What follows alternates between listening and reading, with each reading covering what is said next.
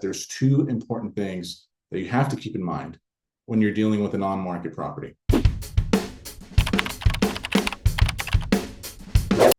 Hello, everybody. My name is Michael Moretta, and for those of you who do not know who I am the founder of the acquisition company RealTurn, and I'm also the founder of IBN, which is the Investors Business Network. Okay, I've been wholesaling full-time for several years now, and one of the biggest questions that I hear, either from the retail real estate side or people who have never done deals yet, right? The biggest question that I hear is, how do you assign properties or contracts that are on the market? Okay, so this is definitely an important question because it is a little different than dealing directly with the seller. Okay, and the way that it's different is that there's two important things that you have to keep in mind when you're dealing with an on-market property. Okay, the first thing is that you're dealing with the Department of Real Estate contracts. So that's number one. Okay, you're not using your own contract or anything like that. You're dealing with an actual Department of Real Estate contract that the real estate agent is going to draft up for you.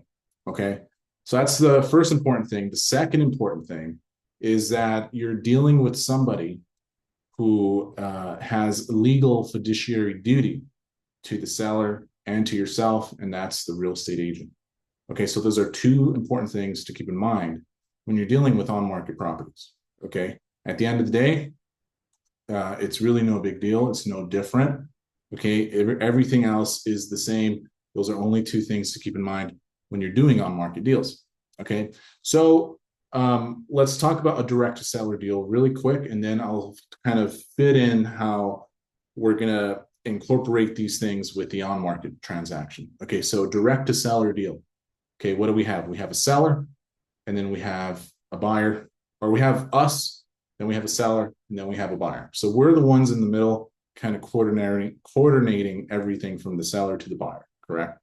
And we give the seller a purchase and sale agreement to lock up the property, and then we give the buyer an assignment contract, which then assigns the rights and obligations over to the buyer, and then escrow will then continue with that buyer all the way to the closing, and then we collect our assignment fee, correct?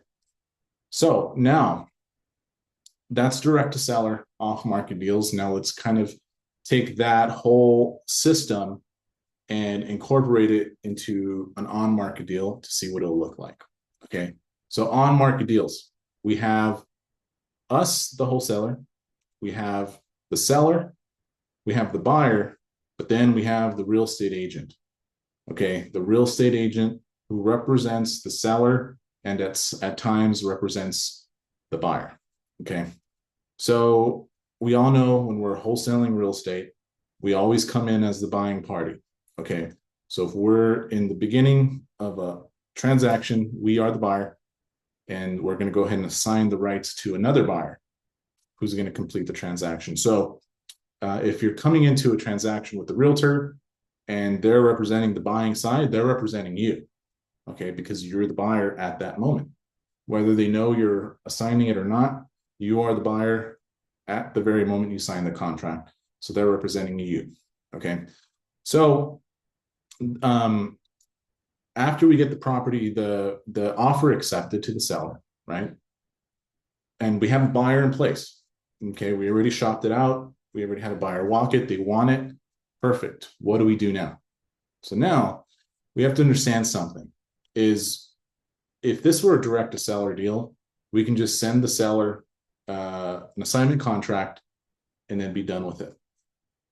When we're dealing with on-market deals, okay, we have to also understand is that due to the fact that we're using a Department of Real Estate contract, okay, we have to keep in mind that there's 50 states in which there's 50 different contracts, okay? So if you're watching this and you're not in the state of California, I highly suggest that you do your due diligence on the laws regarding real estate transactions and regarding assignments, right? I do most of my deals in California, so I'm going to be speaking mostly toward those California wholesalers. But either way, I am not a realtor. I'm not a realtor, but I'm also not an attorney. or any sort of tax professional whatsoever. I wholesale real estate for a living, and I'm speaking solely from my experience in this whole thing. Okay. So each state has different laws, so please do your due diligence. But if you are in California, this video is definitely for you. So when I assign the contract over to a buyer with the Department of Real Estate, RPA, there's really two contracts that we need. Okay, so I'm going to show you those contracts and what they look like. So right now, we have a property under contract with the seller. Okay, with between the seller and myself, we're going to use the RPA, which is the Residential Purchase Agreement, and this is a Department of Real Estate contract with the California Association of Realtors, otherwise known as the CAR form, right? So between the seller and myself, the wholesaler, we have an RPA. It has the price, terms, everything that we agree is going to be here. Okay, so when we go ahead and assign the contract over to our end buyer, we need something called the AOAA, which is the Assignment of Agreement Addendum. Okay, so what this does, this acts as our assignment contract. Okay, all it does is it transfers the rights from me, wholesaler, to end buyer. So as soon as this, the buyer signs this, it's transferring over to them. Okay, but there's one sticky situation here, is that in California, the seller has to agree to the assignment.